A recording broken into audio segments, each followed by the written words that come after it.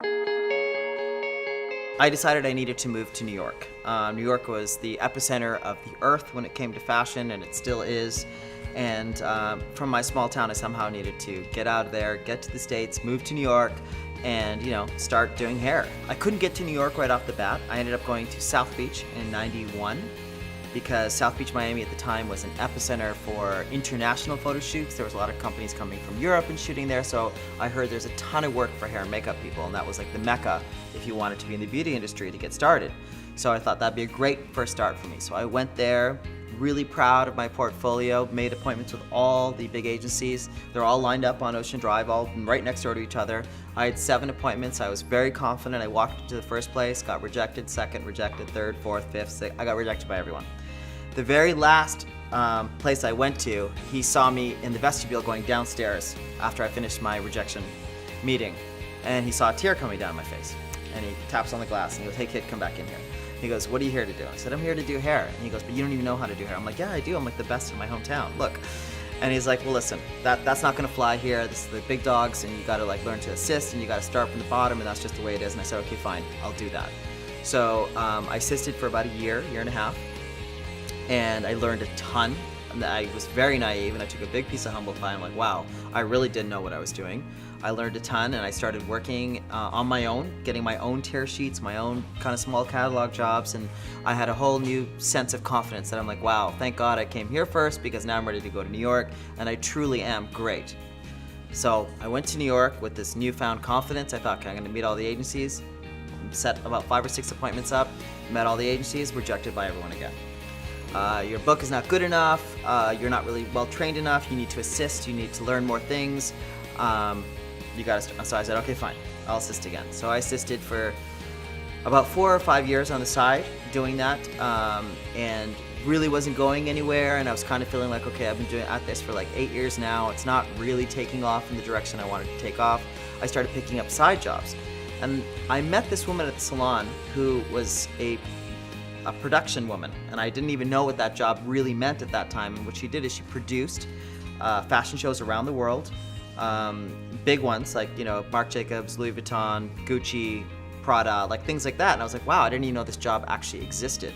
So I said to her, I'm like, well, I want to do hair, but hair's not really going in the direction I want. Maybe I can be an intern with you guys, and you guys can give me access to that world, because that's really all I wanted to do. So I went there, I worked for free, and the first job I remember being told to do was alphabetizing model cards. So they produced fashion shows, and they did PR and production. So what that essentially means is they would put together the whole fashion show from the backstage to the front of the stage, inviting the guests, hiring the models, getting the stylist, hair, makeup, everything. They did the whole kit and caboodle, and it was a brutal job. But I did it smiling. I'm like, you know what, I've been at this forever, I don't want to give up, I'm going to do this. And what ended up happening was, about a week into this job, they had to paint the room, or events need to be fixed or something. So they actually let the 2 interns out of that room into the main room. Now in the main room is where all the meetings were going on and stuff like that. So we were told to just be quiet, work quietly in the corner, and just do your thing while the meetings are going on. So I was so excited, because I couldn't believe that in this room was the room that Donatella Versace, Marc Jacobs, Gianni Versace, Miuccia Prada, these people came in to meet with them to discuss creative ideas. So I was going to be able to eavesdrop on this. So this was a catalyst for me, because I was the closest I'd ever been to these people that I kind of idolized for the last decade. So as I'm sitting there, alphabetizing model cards, I overheard them say something. They said some reference about a picture or a photograph. It's kind of unclear to me, but it was something along the lines of like, yeah, we should do something like that Linda Evangelista cover of Elle in July with the orange sweater. And out of nowhere, I just spoke out loud, and I just said, actually, it was August and it was purple, or whatever it was, and the room went silent, because you're not supposed to talk. And I said something, and they're like, there was a pause, a beat, and then someone said, he's right, it was August and it was purple. And then after that, they were really nice to me. So it really changed that, that position that I had, even being an intern. And I really got warmed up to everyone there, and they were really good to me. And they really like, this kid knows what he's talking about. He really knows his models. And I got a job being an assistant casting director. So I assisted being a casting director for fashion shows, and I got positioned on many different shows that they worked for. And then I kind of secured a position with Marc Jacobs. And I worked with Marc Jacobs Men, Marc by Marc Jacobs, Louis Vuitton Men, and Louis Vuitton Women. So I was traveling back and forth between Europe and New York part-time for almost 8 or 9 years while trying to get my hair stuff off the ground. What happened during this process, though, is I befriended a lot of the models, because you spend a lot of time with these girls while they're waiting for their fittings, and sometimes you're there till 4 or 5 in the morning while they're waiting for outfits to be sewn, and you just kind of spend time hanging out. And as I got to hang out with them, we got to hang out outside of work. So when the show season was finished, we'd exchange numbers, and we'd go for lunch or dinner, and we'd hang out in my apartment, and 1 or 2 nights I'd be like, saying to them things like, you should get bangs, or you should go really dark. And they're like, what do you know about hair? You're a casting person. I'm like, well, actually, hair is what I did. It just didn't really take off. So when they've heard that, they're like, all right, cool. If you think I would look better with bangs or dark hair or whatever the case may be, they're like, do it.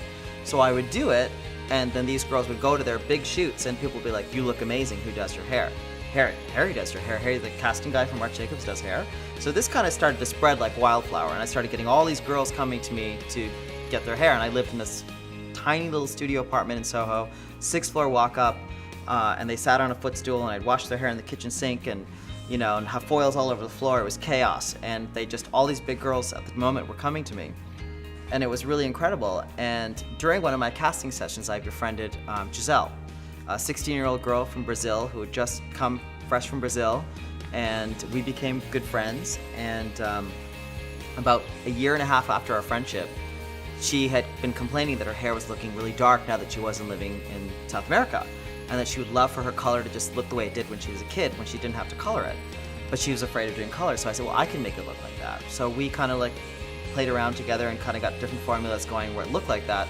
And her hair over the next year or two started becoming iconic for what it was. Every girl wanted color like her, every girl wanted waves like her, every girl wanted hair like her. And as it started to travel out, it was just a common thread that people would ask whenever they liked a model's hair, who does your hair? It'd be Harry Josh. In 2002, the then beauty director of Vogue magazine happens to be shopping at Yves Saint Laurent. She's in the change room trying clothes. She looks at a model, she goes, I love your hair color. The model goes, thanks, Harry Josh does it. Out of the corner, another model walks around. She goes, that's so funny, he does my hair too.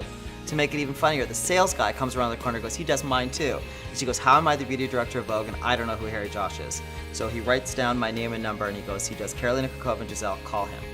So needless to say, I get home that night and there's a voicemail from Vogue magazine, and I knew exactly who she was, saying she'd like to interview me for an upcoming story. So she said she needed a half an hour of my time and she'd love to come to my salon. And I said, well, I don't work in a salon, I work out of my apartment. She goes, well, certainly you couldn't do all these people in an apartment. I said, well, actually I do. She's like, okay, well, I guess I'm gonna have to come there. And she came in and she couldn't believe that in this makeshift studio on this footstool with a Bed Bath & Beyond mirror with duct tape around it because it was cracked, that these girls would come here and get their hair done. And she said she needed a half an hour for the interview, and we sat for 2 hours, and she was mesmerized by the story. And when she went back, she wrote the story, and fast forward, it came out in March 2002, and it was supposed to be a feature on 5 hairdressers, and it turned into kind of like a big page, full page of me, and little thumbnails with little thumb notes next to the other ones, and it became a full article on me. And it's been an uphill ride ever since, and it's been incredible.